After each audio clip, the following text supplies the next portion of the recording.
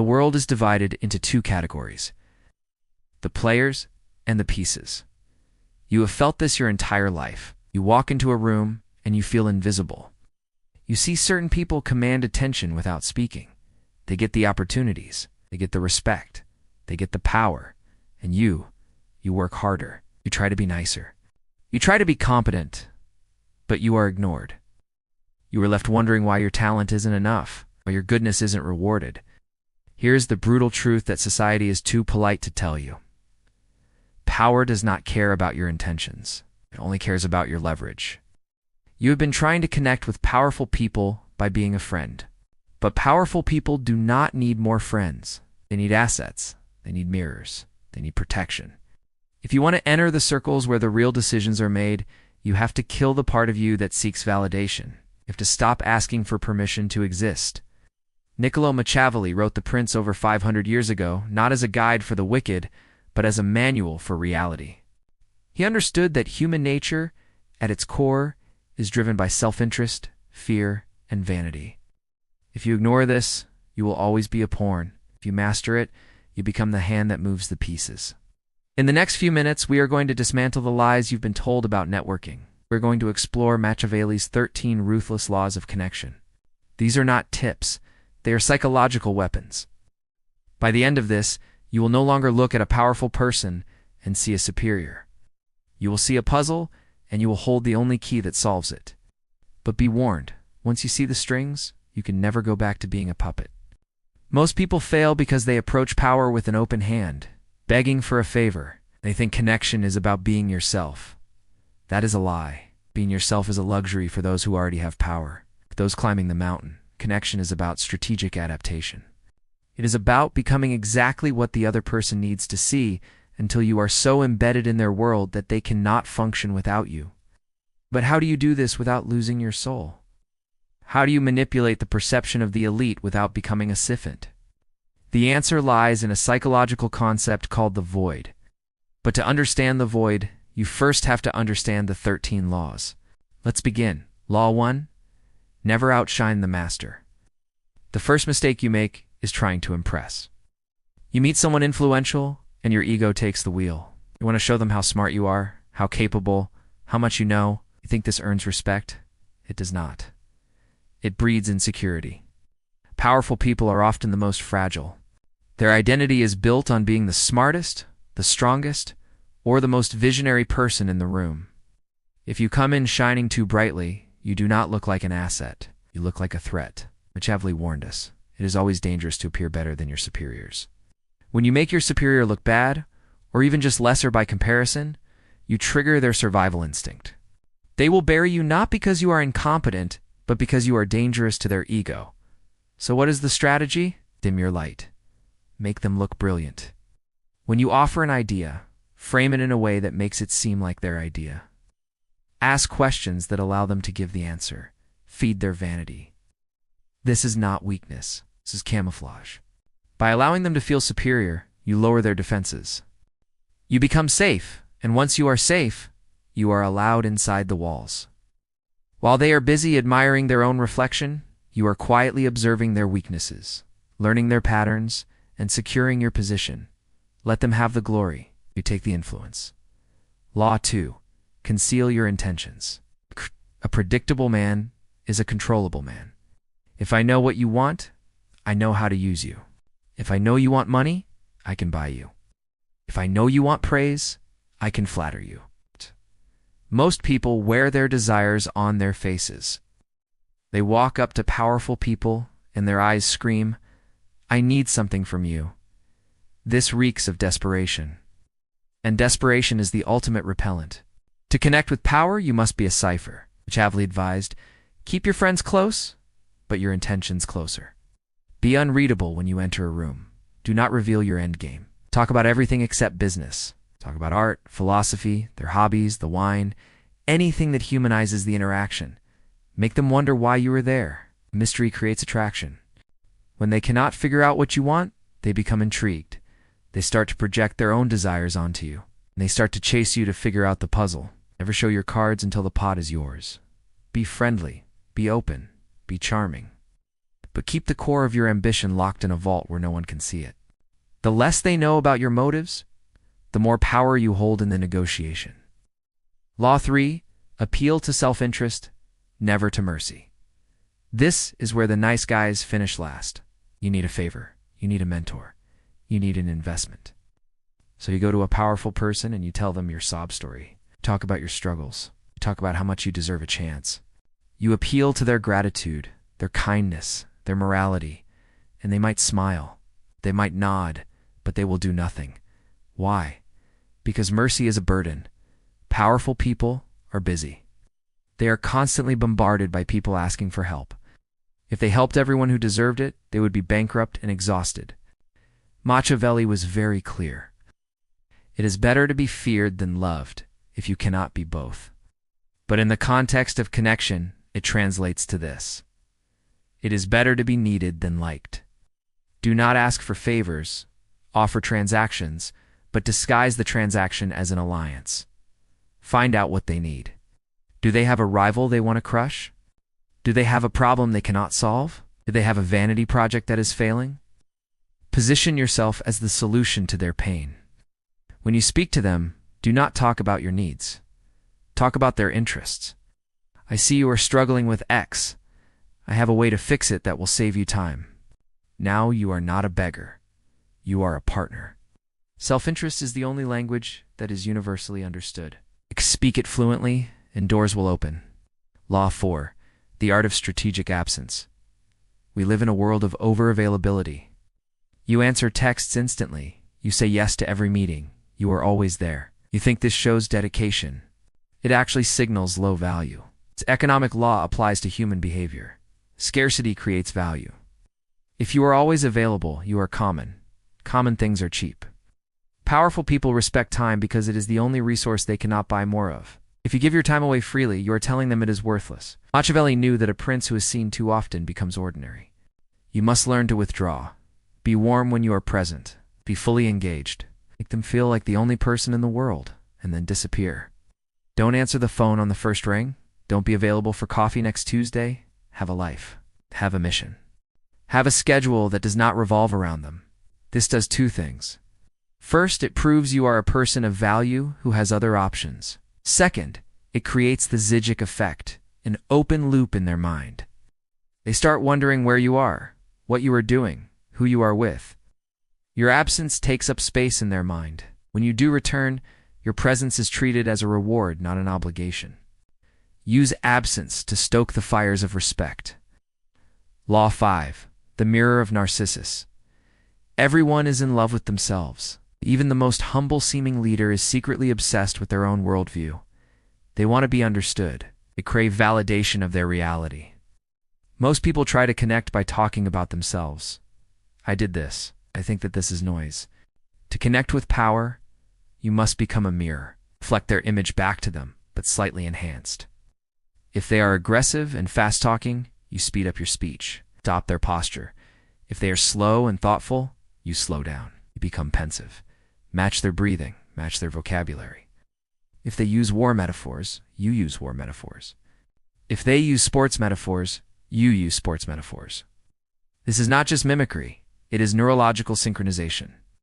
When you mirror someone effectively, their subconscious mind labels you as same. He is like me. Therefore, I can trust him. Therefore, he is smart. You are bypassing their logical brain and speaking directly to their reptilian brain.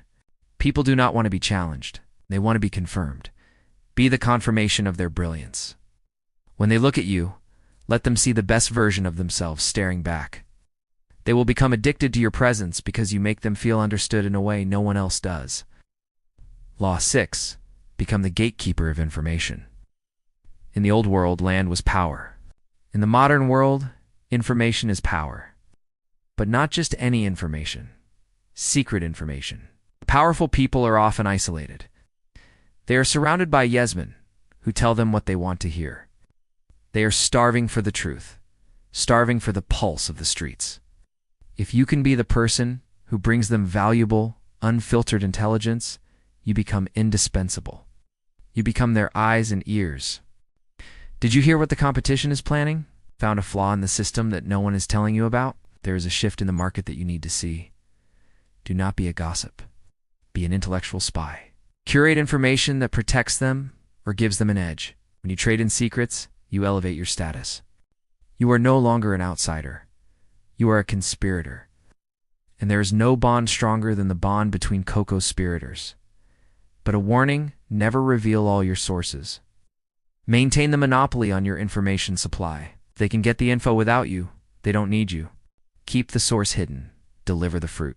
Law 7, the law of the useful enemy. Nothing bonds to people faster than a shared enemy. Sociologists call this in-group, out-group bias. We like people who hate the same things we hate. If you want to connect with a powerful person, find out what they despise. Do they hate inefficiency? Do they hate bureaucracy? Do they hate a specific rival philosophy? Do they hate the status quo? Align yourself with that hatred. Validate their frustration. I can't believe how mediocre the industry has become. It's exactly what you were saying. When you validate their enemies, you validate their struggle. You validate their heroism. You are saying, I see the dragon you are fighting, and I am here to hand you the sword. Be careful not to be purely negative. It must be a righteous indignation. We are the few sane ones in a world of madness. This creates a cult-like dynamic between the two of you, us against the world. And in the trenches of that imaginary war, deep loyalty is forged. Law 8, play to their fantasy. Machiavelli knew that people do not live in reality. They live in their fantasies of who they should be. The brutal CEO wants to see himself as a benevolent father figure. The chaotic artist wants to see herself as a disciplined visionary. The insecure politician wants to see himself as a savior. Your job is to identify their fantasy and play the supporting role. If they want to be the wise teacher, you become the eager student. Ask them for advice. Let them lecture you. Let them feel wise. If they want to be the rebel, you become the accomplice. If they want to be the king, you become the loyal knight. Do not force them to face their reality. Reality is painful. That is why they have money to insulate themselves from it. If you are the one person who supports their delusion, they will protect you with their life. Because if you leave, the fantasy crumbles. You become the prop that holds up their self-image. This sounds manipulative because it is. But remember, we are not talking about friendship. We are talking about connecting with power, and power is a theater. Learn your lines, play your part. Law 9, mastery of emotional alchemy. Powerful people are high-stress individuals. They carry the weight of empires, employees, and millions of dollars. Their internal world is often a storm of anxiety and pressure. Most people add to that storm. They bring problems. They bring drama. They bring urgent emails. To be untouchable, you must be the calm. You must be the emotional anchor. When they are frantic, you are slow. When they are angry, you are steady. You must learn to transmute their energy, absorb their chaos, and reflect back clarity. I understand the problem. Here is the solution. It is handled. Those 3 words, it is handled, are the most seductive words you can speak to a powerful person. You're taking the weight off their shoulders, you become a sanctuary. They will start to crave meetings with you. It's not because of the business, but because of how you make them feel. You make them feel safe. You make them feel in control. In a world of noise, be the silence. In a world of fire, be the water. If you can lower their cortisol, you can raise your price. Law 10. Assume formlessness. Machiavelli praises the fox for its ability to adapt. Bruce Lee said, "Be water, the rigid break, the flexible survive." When dealing with power, you cannot have a rigid ego. You must be adaptable to the situation. Some days you need to be aggressive. Some days you need to be submissive. Some days you need to be the leader. Other days the follower. Do not get attached to a single identity. If you insist on being yourself, you will clash with people who do not fit your mold. Formlessness is defense. If you have no shape, you cannot be hit. If you have no shape, you can fit into any keyhole. Adapt to the culture of the person you are connecting with. If they are formal, wear a suit. If they are casual, wear jeans. If they drink whiskey, you drink whiskey. Remove the friction. Make it easy for them to assimilate you into their world. The perfect spy is the one who looks exactly like the citizens. Blend in so you can stand out when it matters. Law 11. Create dependence. This is the ultimate Machiavellian law. Make yourself necessary to those above you. If they can replace you with a LinkedIn job posting, you are unsafe. You must weave yourself into the fabric of their success. Find a task that they hate doing, but that is essential to their survival, and master it. Take ownership of a client relationship that they cannot afford to lose. Hold the keys to a system that only you understand. Become the bridge between them and something they want. If you are the bridge, they cannot burn you. Do not teach them how to do what you do. Keep the skill esoteric. The more they rely on you for their peace of mind, the more power you have. Independence is a myth in networking. The goal is mutual entanglement. You want them to wake up at 3 o'clock a.m. and think, my God, what would I do if your name left? Once you achieve that thought in their mind, you have one. You can ask for the raise. You can ask for the partnership because you are no longer an employee. You are an organ, and you do not cut out your own heart. Law 12. Control the options. The most powerful person in the room is not the one shouting orders. It is the one who wrote the menu. When you present choices to a powerful person, do not give them infinite options. That causes decision fatigue. Curate the options. We can do A, which risks X, or we can do B, which gains Y. Frame the choices so that the option you want them to pick is the only logical one. This is the illusion of control. You let them make the decision so they feel like the king. But you built the road they are walking on. Machiavelli advised a wise prince should rely on what is in his own control, not on what is in the control of others. By controlling the framework of the conversation, you control the outcome. Never ask open-ended questions like, what do you want to do? That is lazy. Say, here are the 3 paths I recommend. Path 2 is the strongest. What is your command? You are doing the thinking. They are doing the authorizing. You are the architect. They are the signatory. Law 13. Radical autonomy. And here we arrive at the final most important law. The paradox that makes all other laws work. To connect with powerful people, you must not need them. If your soul depends on their approval, they will smell it. They will smell the hunger, and they will treat you like a fan. True power recognizes true power. You must cultivate a sense of radical autonomy. You must have your own kingdom, even if it is small. You must have your own code, your own vision. You must be willing to walk away from the deal. The person who is willing to walk away holds all the leverage. When you sit across from a billionaire, you must know deep in your marrow that you will be fine without them. You are not there to take. You are there to trade. This energy shift changes everything. Your voice drops an octave. Your eye contact holds a second longer. You stop fidgeting. You become solid. And that solidity is magnetic. Powerful people are lonely because everyone around them is fluid, bending to their will. When they meet someone who is solid, someone who respects them but does not worship them, they are fascinated.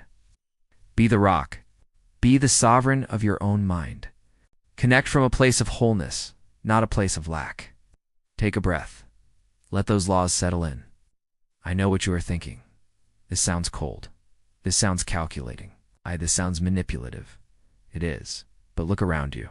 Look at the world you live in. Look at the structures of your company, your government, your society. Do you think they were built on hugs and transparency? Or were they built on strategy, leverage, and understanding human nature? You have a choice. You can remain innocent. You can cling to the idea that the world should be fair. You can stay in the passenger seat complaining about the driver, or you can grab the wheel. Machiavelli was not evil. He was honest. He looked into the abyss of human behavior and didn't blink. He saw that we are driven by fears, by ego, by the need for security. To use these laws is not to abuse people. It is to understand them better than they understand themselves. It is to speak to their shadows, not just their masks. When you apply these laws, the dynamic shifts instantly. You stop being invisible. You stop looking for a savior and you become the strategist. You realize that powerful people are just players who learned the rules earlier than you did. They're waiting for someone real, someone who understands the game to walk through the door. That someone is you. The 13 laws are not chains. They are keys. But holding the keys is useless if you do not have the discipline to turn the lock. This level of psychological mastery is not a destination. It is a daily practice. The world is designed to put you back to sleep, to make you compliant, to make you a pawn. If you refuse to go back to the herd, if you are ready to sharpen your mind until it cuts through the noise, then make the choice right now. Do not just watch a line. Click the subscribe button, not to support the channel but to make a contract with yourself to signal that you are done being a spectator. Us. Welcome to the inner circle.